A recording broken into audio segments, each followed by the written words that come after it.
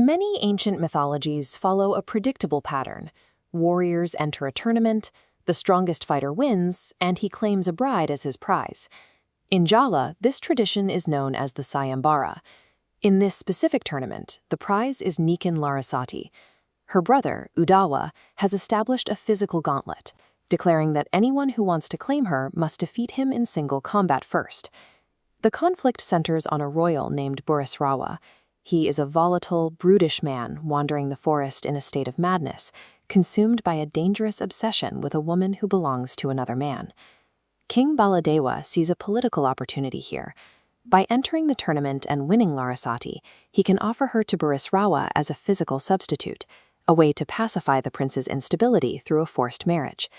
Udawa is a capable fighter, but he is standing against legendary kings and the full weight of the Kurawa faction. By the standards of raw physical strength, he is guaranteed to lose. To see the actual gears of this tournament turning, we must look past the shadows on the screen and examine the mechanics behind the light. Tucked away inside Udawa's house is Prabu Krishna. He isn't suiting up for battle. He is analyzing the tournament as a set of strategic problems to be solved. This is the role of the Dalang, the puppet master. In Wayang, the most powerful figure isn't the one swinging the sword, but the one holding the sticks and controlling the narrative. The story of Udawa Sayembara illustrates the mechanics of proxy warfare, where success depends entirely on the strategist who controls the variables. Round 1 begins with Udawa facing King Baladewa. In a straight physical contest, Baladewa is overwhelming, immediately forcing Udawa into a desperate retreat. Recognizing the physical imbalance, Udawa invokes a tactical timeout, retreating into the house to receive guidance from Krishna. Krishna provides a magical dagger, the Karasgandawisa, but he pairs it with a specific restriction. Udawa must use it to damage Baladewa's dignity, not his body. Udawa returns and targets the king's royal garments instead of his flesh. The dagger shreds the fabric, exposing Baladewa to the public. Overcome by the shame of this exposure, the king abandons the fight and flees the arena. Krishna understood that a dead king creates a martyr and a war. A humiliated king simply leaves the board. The situation complicates when the hero Arjuna arrives. Through a series of deceptions on the road, his own code of chivalry traps him into fighting the tournament as a proxy for the villainous Burisrawa. Arjuna is caught in a structural paradox. Sworn to win his love for the man who would destroy her. If he wins, he hands her to an enemy. If he loses, his reputation for honor is permanently erased.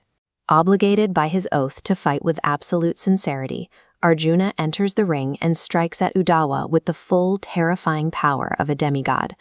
Krishna counters this by handing Udawa the Kembang Wiyaya Kusuma, a flower that grants its bearer instantaneous healing. No matter how many times Arjuna strikes, Udawa simply stands back up. This intervention allows Arjuna to fulfill his oath by fighting to the point of total exhaustion. He maintained his honor, but because Krishna provided the defender with infinite durability, the hero never had to deliver the prize to his enemy. As the sun begins to set, the tournament reaches a stalemate. Udawa hasn't been defeated, but the time for a male challenger to win the tournament is running out. At the final hour, a new challenger steps forward. Dewi Sumbadra, the wife of Arjuna. This move exploits a specific legal technicality. Because they are a single household, any victory Sumbadra secures is legally attributed to her husband. To finalize the match, Krishna teaches her a paralysis mantra. She casts a single earring at Udawa, striking him with enough force to freeze his body where he stands. The classic Sayembara is turned on its head. Instead of a warrior fighting for a passive prize, the wife takes the initiative. Entering the ring to secure the victory her husband was structurally prevented from winning. The intellectual maneuvering ends only when a kidnapper seizes the moment of transition to steal Larasati. Only then does Arjuna use his raw physical skill, chasing the culprit down to finalize the union through traditional combat. This narrative highlights a specific Javanese value, the supremacy of the strategist. Victory is not found in the muscles, but in the precision of the mind. Where many mythologies prize the brute strength of characters like Hercules, the Wayang tradition suggests that raw power is merely a resource to be managed by someone more clever. The flashy combat on the stage is a performance for the crowd.